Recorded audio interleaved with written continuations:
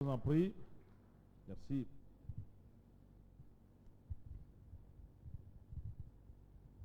Alors aujourd'hui, donc, nous sommes dans le chapitre 3 des livres de Jonas. Je voudrais développer ce chapitre en 5 points. En 5 points. Le premier point, je l'appelle la seconde chance. Seconde chance. Seconde chance. Est-ce que quelqu'un peut répéter ça? Seconde chance. Seconde chance. Oui, Dieu, c'est un Dieu de seconde chance. Vous voyez, c'est Dieu qui, en utilisant le poisson, parce que Jonas était dans le ventre du poisson, il a ordonné au poisson d'aller vomir Jonas sur la terre. Et il a vomi Jonas sur les rives de Ninive. Il a fait vomir Jonas sur la terre pour lui donner une nouvelle opportunité d'obéir à l'ordre qu'il lui avait donné. Oh mes amis, Dieu, nous découvrons que Dieu, c'est un Dieu qui n'abandonne pas son serviteur. Et cela, malgré les erreurs, malgré la réticence de Jonas. Dieu l'avait choisi. Et Dieu a dû le faire passer par cette épreuve, 3 jours dans le ventre du poisson.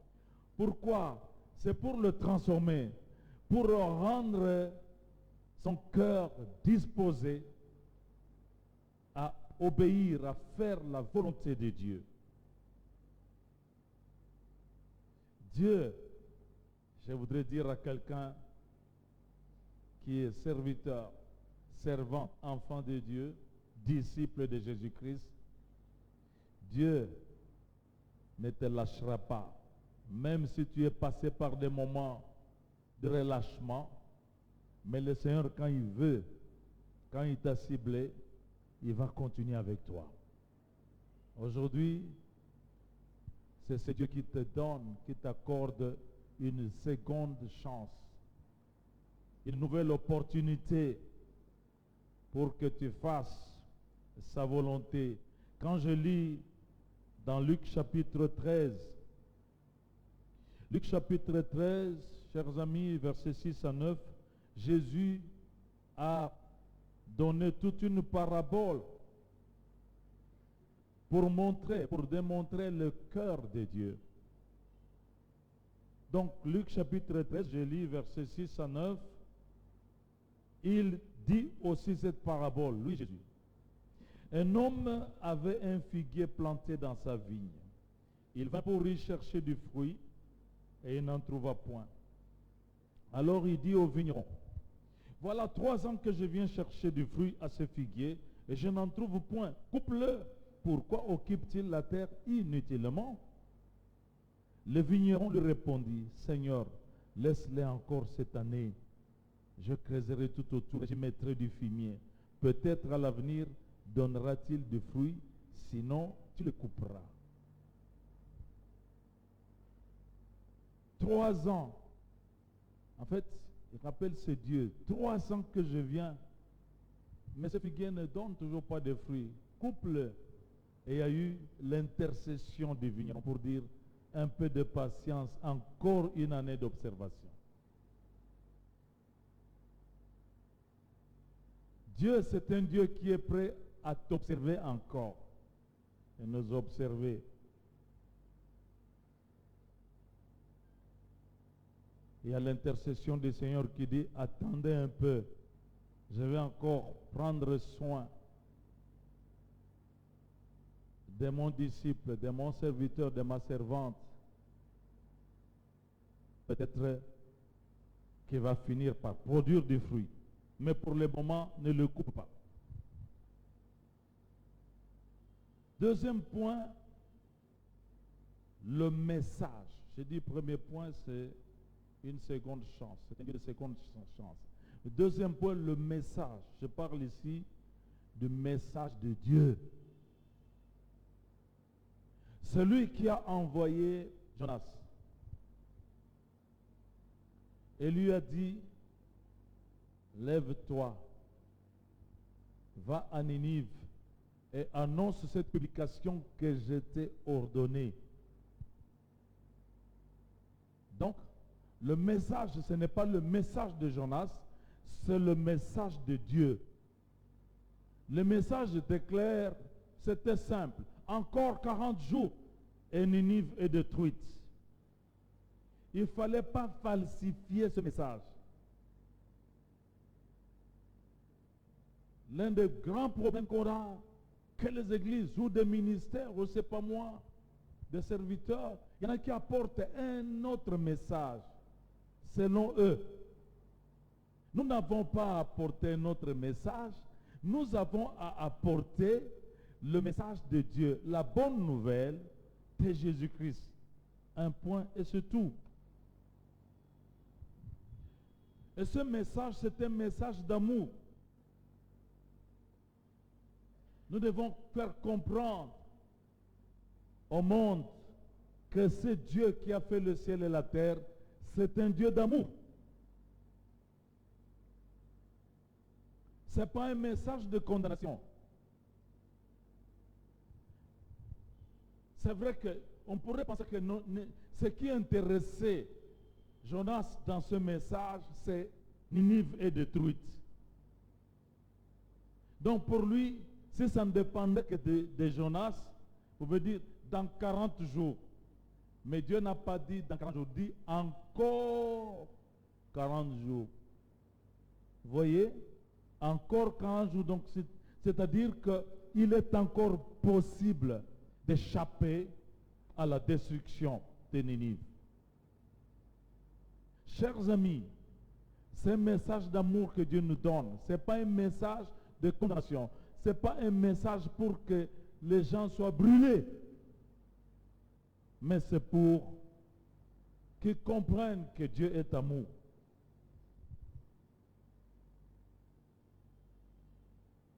Il nous demande de dire, le salaire du péché, c'est la mort. Mais,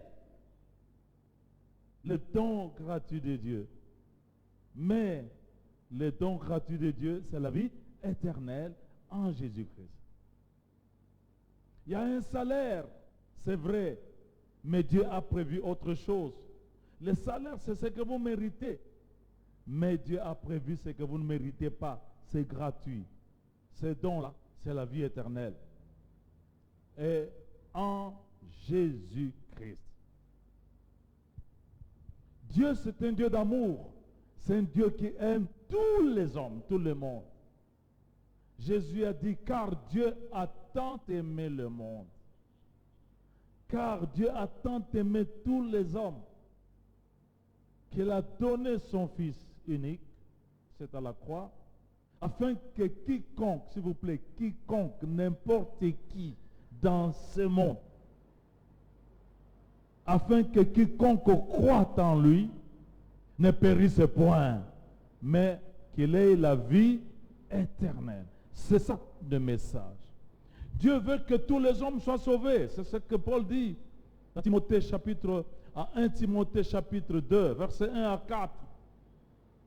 Il dit aux croyants, aux chrétiens, aux disciples, j'exhorte donc avant toute chose de faire des prières, des supplications, des retraites, des actions de grâce pour tous les hommes, pour les rois et pour tous ceux qui sont élevés en dignité, afin que nous puissions vivre dans la paix, dans la tranquillité, car cela est agréable à Dieu qui veut que tous les hommes soient sauvés.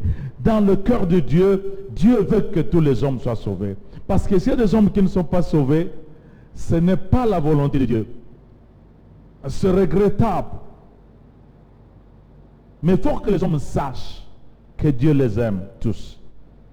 Dites-leur, Dieu vous aime. Dis-lui, Jésus t'aime, Dieu t'aime. Celui qui parle par la bouche d'Ézéchiel Est-ce que moi je désire que le méchant meure?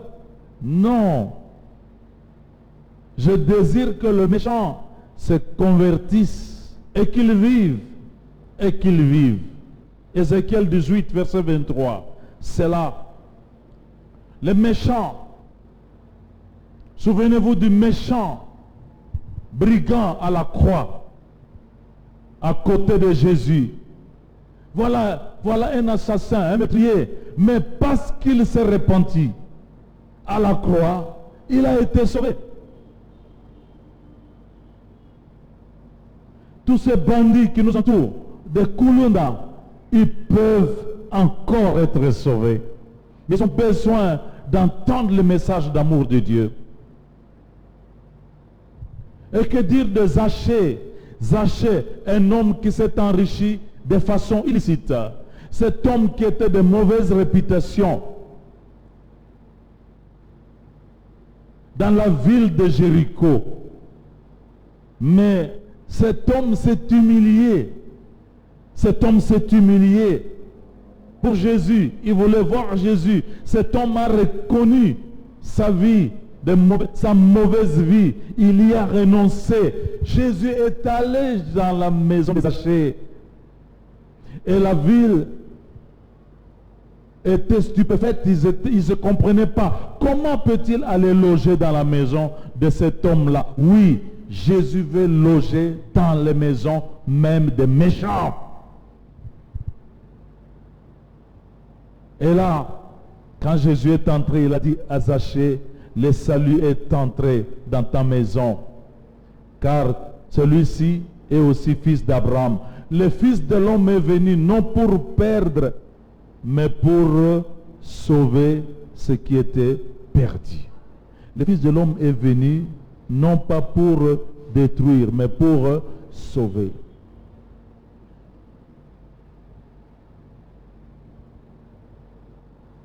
Et Marie la pécheresse, cette femme prostituée,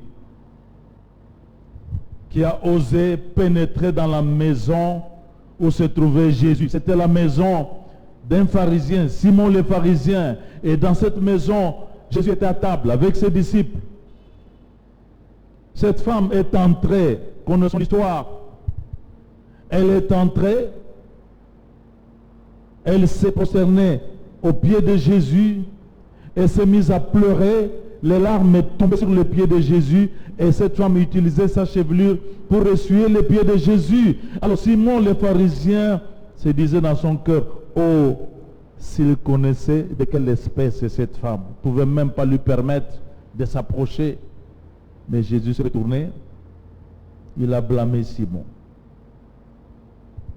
Cette femme, ses nombreux péchés lui ont été pardonnés. Autrement dit, c'est ce que Dieu veut. C'est ce que Dieu attendait de cette femme. Elle s'est humiliée. Elle est sauvée. Elle est sauvée.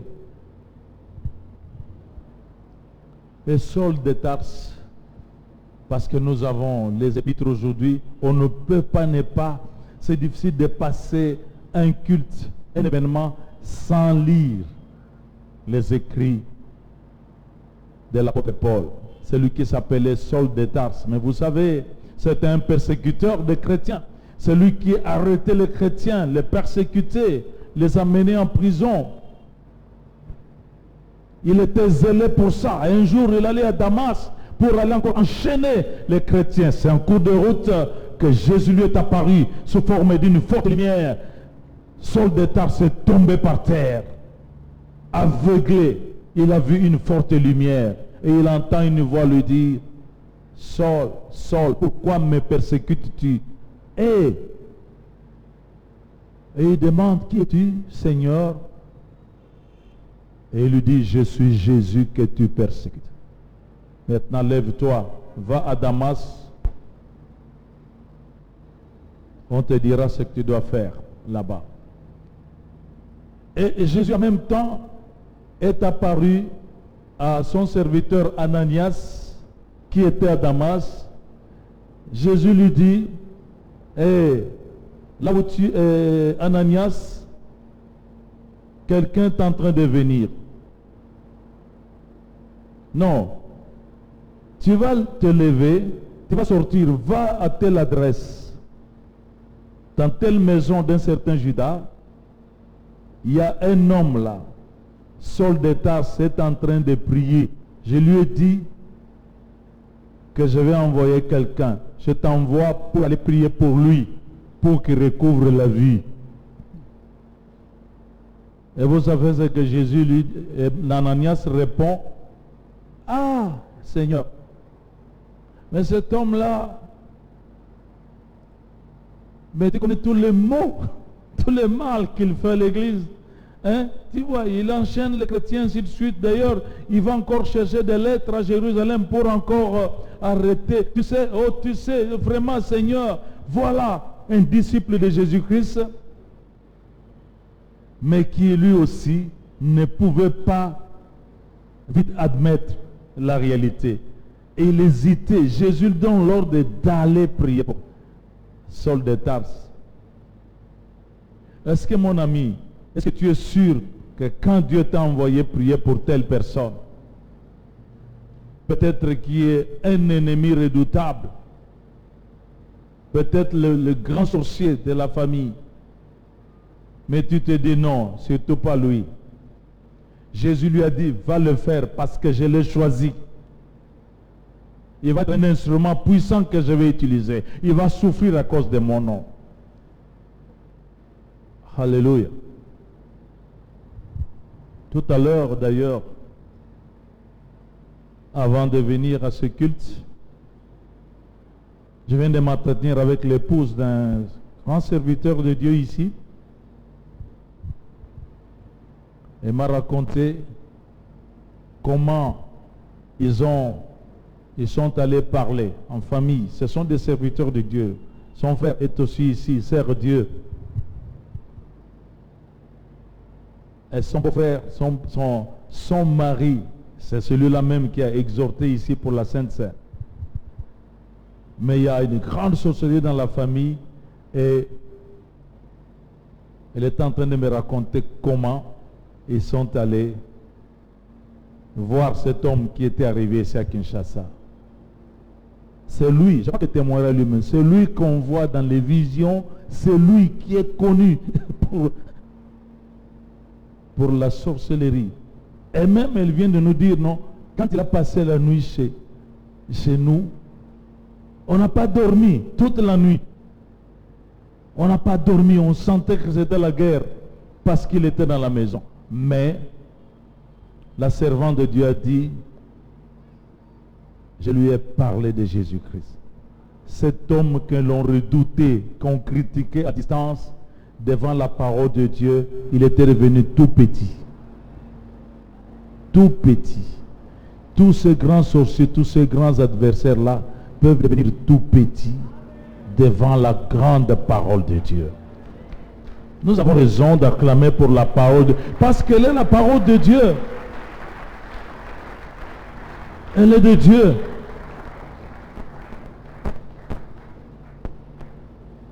Le message, il est simple. Paul a dit, ce que je veux savoir parmi vous, les Corinthiens, c'est Jésus-Christ, Jésus-Christ crucifié. C'est un message simple. Il faut annoncer Jésus-Christ. N'allez pas annoncer l'église, n'allez pas annoncer un pasteur. Annoncez Jésus-Christ. Ce qu'il a fait. Vous savez, le jour de Pentecôte, Pierre prêchait. Il a prêché devant des grands. Il y avait beaucoup d'étrangers, des juifs venant de tous les coins du monde, parce qu'il y avait une célébration à Jérusalem. Et Pierre leur prêchait. Il leur parlait de Jésus-Christ. Et il disait, c'est Jésus que vous avez régné. C'est Jésus que vous avez fait crucifier par la main des impies. Dieu l'a ressuscité d'entre les morts. Il l'a élevé à la droite du Père. Il a fait de lui Seigneur et Christ. Aujourd'hui, vous pouvez obtenir le pardon de vos péchés en croyant en lui. C'était simple. Vous savez, les gens étaient touchés. À la fin, ils ont posé la question à Pierre, mais que devons-nous faire pour être sauvés? Des gens qui... Il y avait des grands qui connaissaient, je veux dire, les saintes écritures.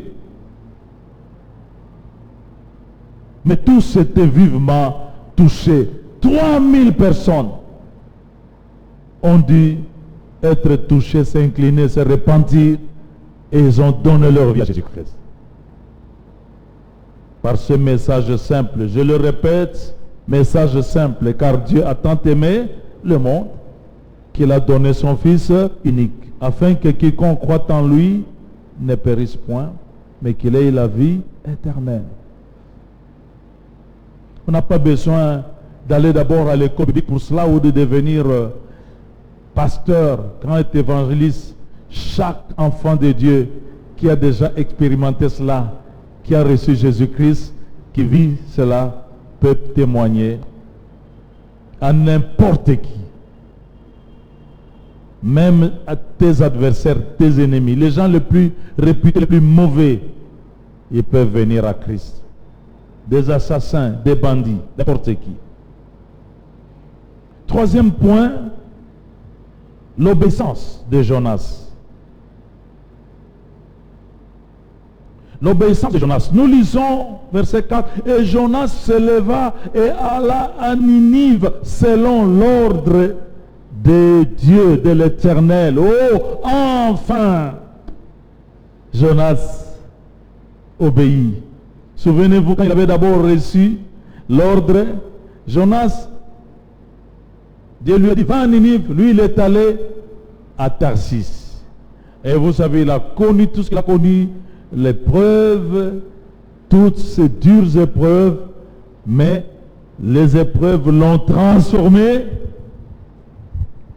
Les épreuves ont fait de lui un Jonas obéissant. Cette fois-ci, nous lisons, et Jonas s'éleva et alla à Ninive.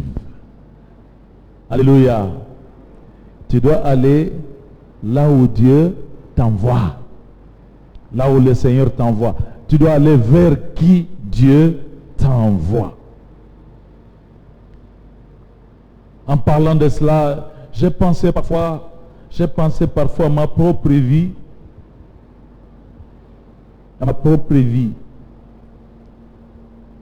Mon expérience, j'ai eu à interrompre parfois certaines associations que j'ai eues avec des ministères assez sérieux. Vous savez, vous pouvez avoir de très bonnes intentions, faire ce que vous faites là, mais sans que ça ne soit la volonté de Dieu. De vous envoyer là-bas. Je pense que pour ceux de Salem, vous savez, on a traité parfois avec des ministères comme AFCC, vous savez, avec les Sud-Africains, nous avons eu même des conventions organisées ici. J'ai été le président des églises Foursquare. Ces Foursquare, c'est des églises à travers le monde. J'ai été président des églises Foursquare de la RDC ici. Mais Dieu m'a montré que ce que j'assumais comme ça, ce n'est pas là qu'il voulait de moi. J'ai démissionné. Je vois encore des grands. Un couple ici, un couple qui a été très connu, n'est-ce pas, ici au pays, qui a servi Dieu. Un grand ministère, les deux sont morts. J'avais de très très bonnes relations avec ce couple. Je vois encore comment le mari, papa, il me disait, docteur,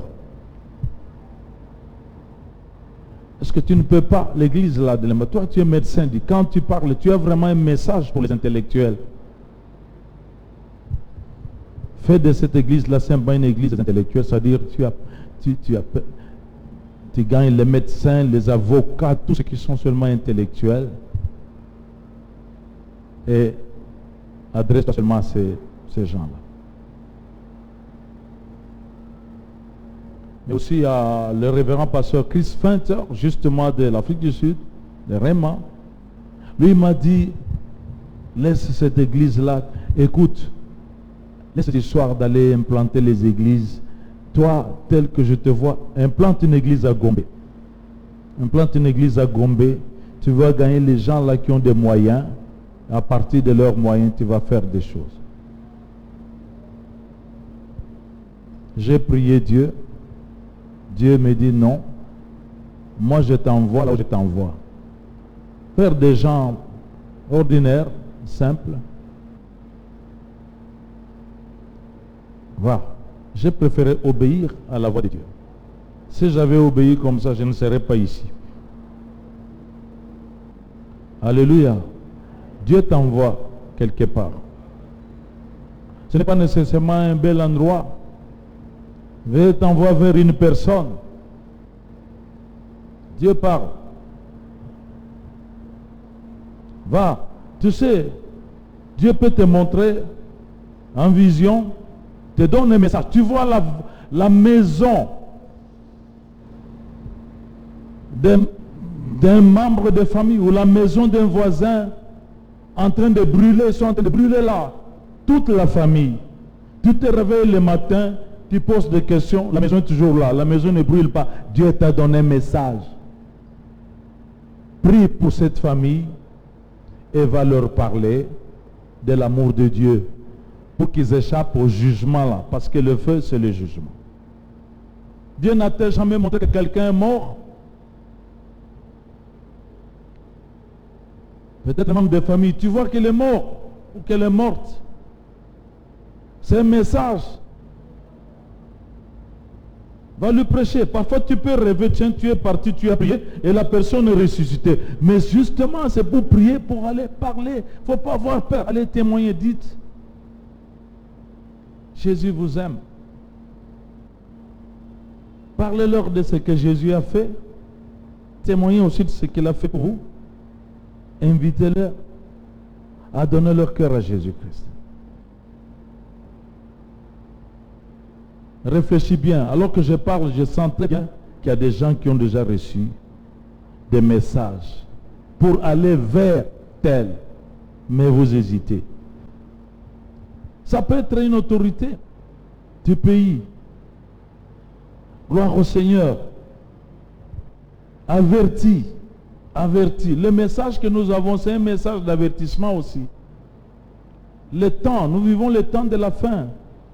Tout ce qui se passe là, ce sont des signes que Jésus avait annoncés. Vous voyez par exemple pendant ces temps-ci les inondations, ceux qui suivent l'actualité, il y a des inondations comme on n'en a jamais connu. En Chine, c'est des barrages qui sont en train de se casser. Des pays beaux comme l'Allemagne.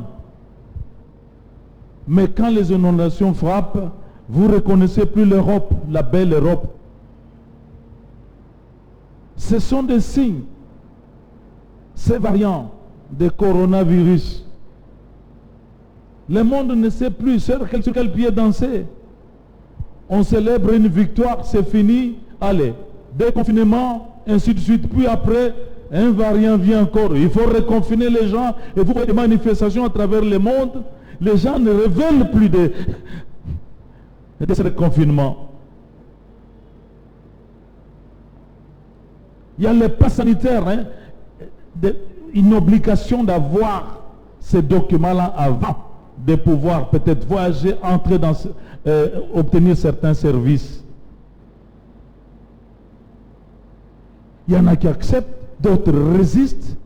Mais pour nous, ce sont des signes qui préparent déjà l'arrivée de l'Antéchrist. Parce que quand la bête, l'Antéchrist sera là, Dieu soit loué, nous ne serons plus là, mais nous devons faire attention pour ne pas vivre ces temps-là. La vie de chacun sera contrôlée. Vous ne pourrez pas vendre, ni acheter, faire des affaires, voyager sans avoir la marque sur vous. Mais ce sont des signes.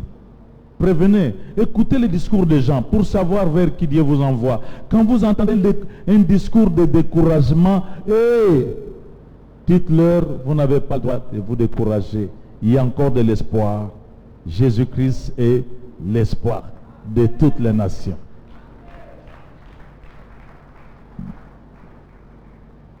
Quatrième point, je dis il y en a 5. Quatrième point, la réponse des gens de Ninive.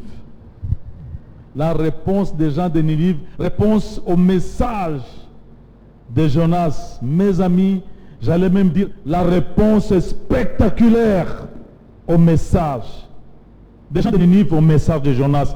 La Bible nous parle d'une repentance nationale, avec publication d'un jeûne. Dans ce jeûne, tout le monde, même le roi, a dû déchirer ses vêtements. Même le roi a dû prendre le sac et s'asseoir sur la cendre. Même les grands et jusqu'aux bêtes, s'il vous plaît. C'est quel genre de message qui touche comme ça? Quelle puissance! L'apôtre Paul dit, car je n'ai point honte de l'évangile, parce que c'est une puissance de Dieu pour le salut de quiconque croit. Je n'ai point honte de l'évangile. N'ayez pas honte de témoigner Jésus-Christ, parce que c'est une puissance. Ninive, la ville redoutable, méchante, s'est humiliée. La ville tout entière. Dieu est sensible à la repentance, mes amis. Tout ce que Dieu veut, c'est la repentance. C'est la repentance. J'ai toujours été touché par un passage ici dans la Bible. Certains connaissent le roi le plus mauvais de tous les rois d'Israël, de tout le temps. Le roi Akab. Un méchant. Le roi Akab a fait souffrir le peuple d'Israël, son peuple. 40 ans de règne. Mais il a entraîné le peuple dans l'idolâtrie pour adorer Baal. Il a épousé une femme, Jézabel, fille d'un roi idolâtre. Et lui-même a commis l'idolâtrie. Cet homme était méchant. C'était pendant son règne qu'Élie avait dit 3 ans et 6 mois, pas de pluie. Cet homme, c'était méchant. Il n'y avait aucune trace d'humilité. Mais je me suis étonné, j'ai regardé dans la Bible, une seule fois, la seule fois que cet homme s'est humilié un peu, Dieu était touché. Je lis ça pour vous dans 1 Roi, chapitre 21. 1 Roi, chapitre 21, versets 27 à 29. Donc 1 Roi, chapitre 21. Ok. Chapitre 21, et je lis verset 27 à 29. Écoutez un peu cette histoire. Après avoir entendu les paroles d'Élie, Akab déchira ses vêtements. Il mit un sac sur son corps et il jeûna. Il coucha avec ce sac et il marchait lentement. Et la parole de l'Éternel fut adressée à Élie le Tishbite en ces mots. As-tu vu comment Akab s'est humilié devant moi? Parce qu'il s'est humilié devant moi, je ne ferai pas venir le malheur pendant sa vie. Et si même Akab, l'humiliation, la repentance d'Akab a touché Dieu, il a dû retirer sa colère. Comment est-ce que la repentance des grands sorciers, familles ou des villages, de ces grands, de tous les méchants, cette personne la plus méchante pour vous, s'il se repentait, Dieu va être touché. Il va retirer sa colère. Dites aux sorciers, Jésus vous aime, mais n'aime pas la sorcellerie. Vous pouvez encore sortir de là.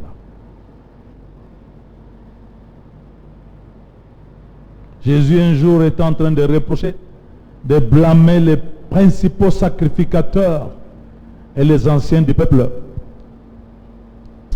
qui l'embêtaient. Il les a regardés, leur a dit, vous là, les publicains et les prostituées vont vous devancer dans le royaume des cieux. Les prostituées, les publicains, ils vont entrer dans le royaume des cieux. vous allez rater à cause de l'endurcissement de votre cœur. Les gens parfois que nous taxons de méchants ou de très mauvais gens, ces gens parfois sont plus sensibles à la parole, à la bonne nouvelle de Jésus-Christ. C'est parce que certains n'ont pas encore entendu. C'est le témoignage que j'ai reçu de cette femme, de cette servante de Dieu. Cet homme mettait de leur famille. Mais ils avaient une façon de traiter cet homme. Un sorcier redoutable, méchant. Mais pour la seule fois que quelqu'un a osé parler de Jésus, la bonne nouvelle, avec amour, cet homme s'est incliné, il s'est mis à genoux, il a donné sa vie à Jésus-Christ. Toute magie, toute sorcellerie, tout occultisme s'agenouille devant le nom de Jésus-Christ. Tout genou fléchira. Et c'est vous qui avez ce pouvoir. Vous avez ce message-là. Amen. On peut pas acclamer.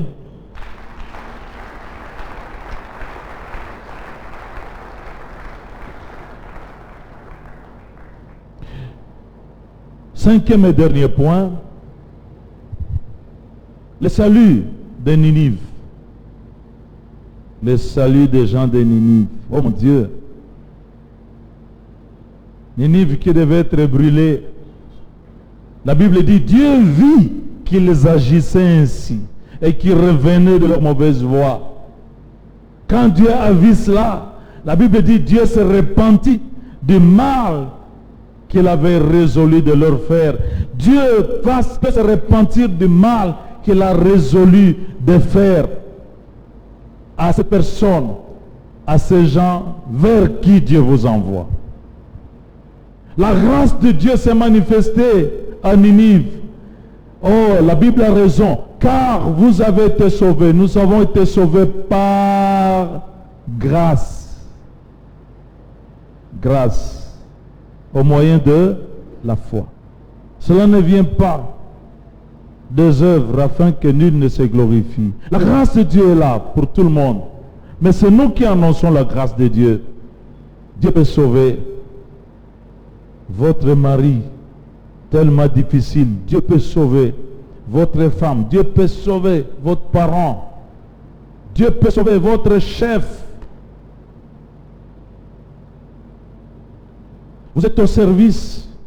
Ces gens qui veulent vous causer du mal ou abuser de vous, essayez d'annoncer Jésus-Christ. Vous allez voir comment ils vont être anéantis. D'abord, ça va les bloquer. Ensuite, Dieu peut toucher leur cœur. Ils peuvent revenir à Dieu. Amen. Ninive était sauvée. Dieu est prêt à pardonner, mes amis, à sauver tous ces gens-là. Ces membres de votre famille, n'est-ce pas? La Bible dit, crois au Seigneur Jésus, tu seras tout sauvé, toi et ta famille. Toi et ta famille. Conclusion. Je tire la conclusion. Par ton obéissance, quelqu'un va être sauvé. Veux-tu lever ta main droite? Pose-la sur ton cœur. Veux-tu répéter ces paroles? Allons-y. Par mon obéissance, quelqu'un va être sauvé. Si tu le crois, tu acclames.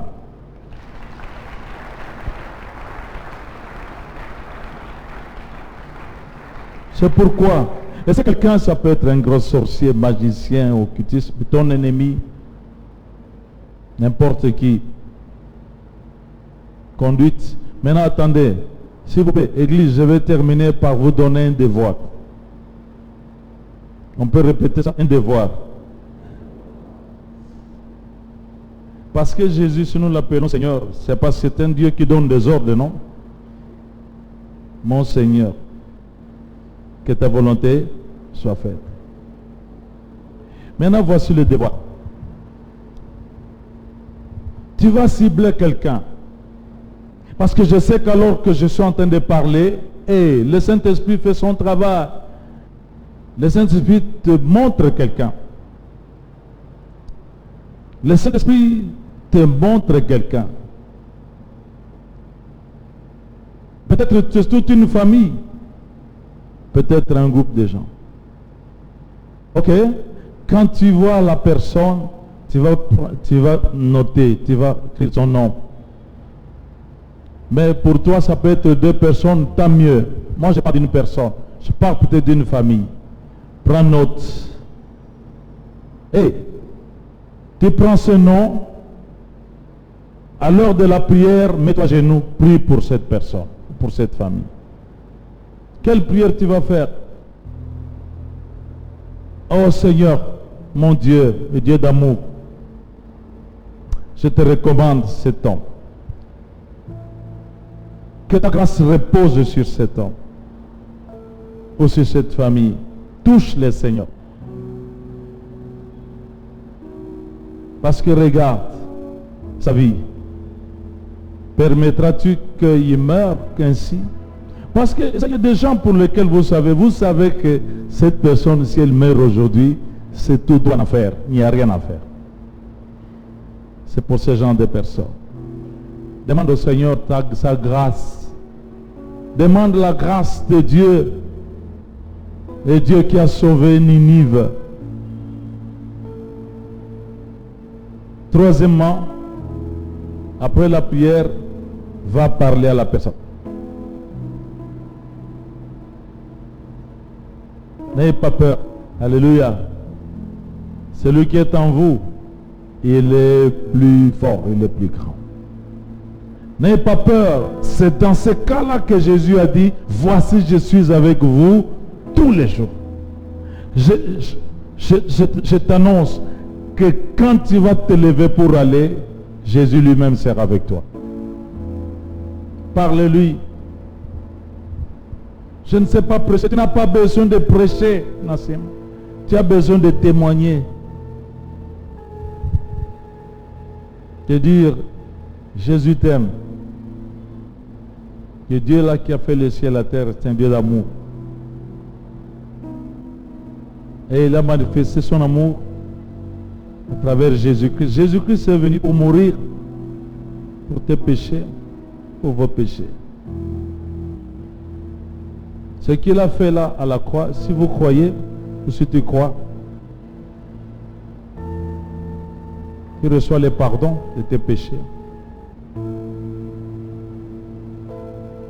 Si tu décides de lui demander d'entrer dans ton cœur, dans ta vie, il va venir et c'est fini.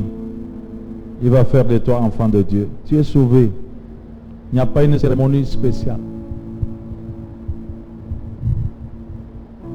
Quelqu'un peut te dire comment ça va se faire. Prie avec lui. Fais seulement ta prière. Même si elle n'est pas exactement comme la prière que Pasteur Mbambi fait là. Fais ça, tu sais. Dis-lui, Seigneur, prions, suis-moi. Seigneur Jésus, merci, j'ai entendu ta voix. J'ai compris que je suis pécheur. Pardonne-moi. Maintenant, je prends la décision. Je prends la décision d'ouvrir mon cœur. D'ouvrir mon cœur. Et je t'appelle Jésus. Je t'appelle Jésus. Viens, viens. Entre dans mon cœur, entre dans mon cœur. Désormais, tu deviens mon sauveur et aussi mon Seigneur. Amen, amen. Nous sommes ensemble? Ok, merci, je sais. Quand tu vas prier, Seigneur, ouvre ma bouche, que je parle. Tu vas être surpris de voir ce qui va sortir. Alléluia. Quand tu as fait ça, dimanche prochain, on va passer un petit moment de témoignage. De témoignage. On va témoigner.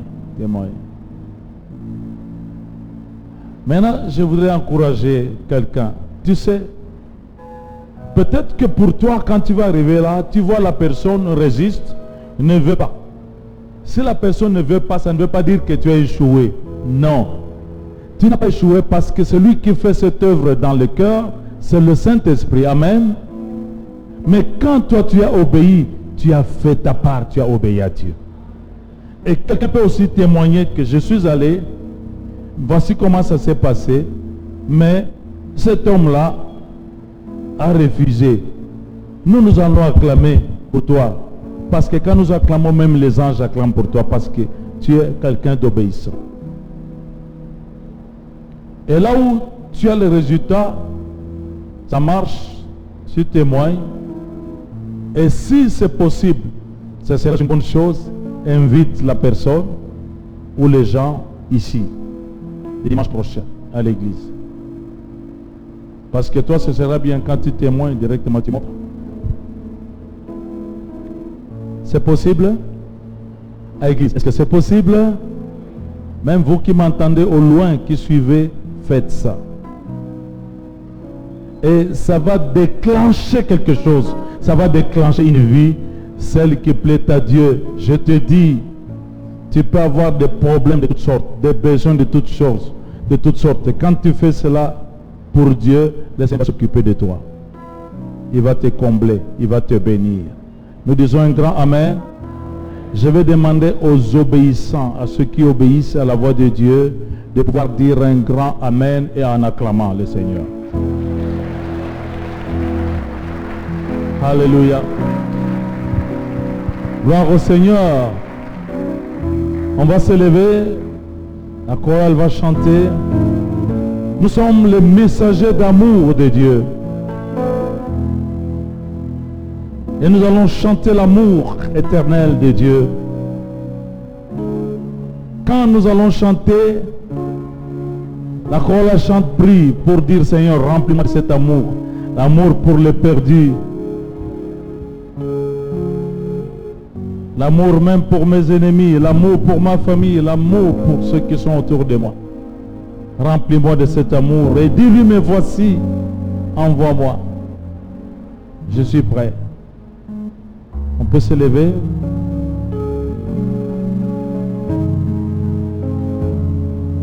Et si vous connaissez la chanson, si vous pouvez accompagner, ouvrez les mains, parlez au Seigneur.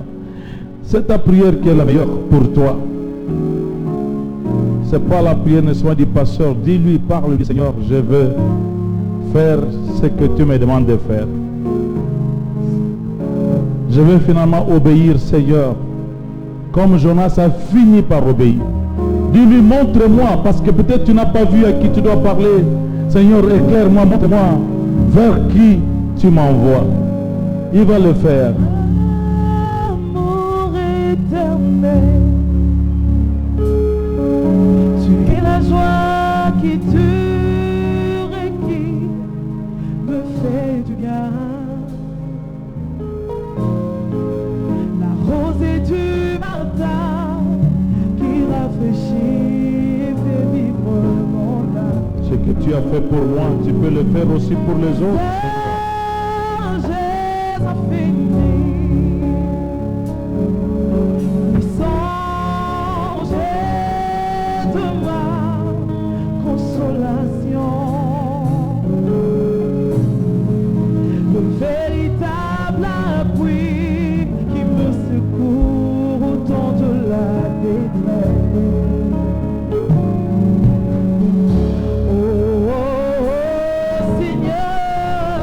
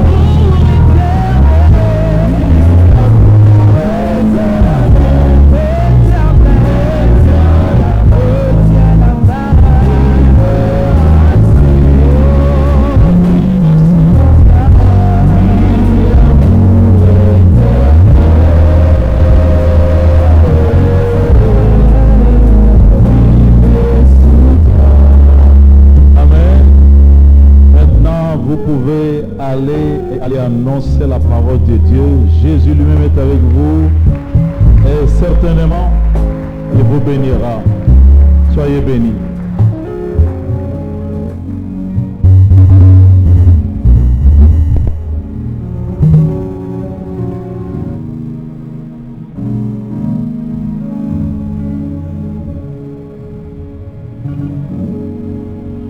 Fortement le roi du roi, le Dieu puissant, le Dieu de bonté, le Dieu de grâce.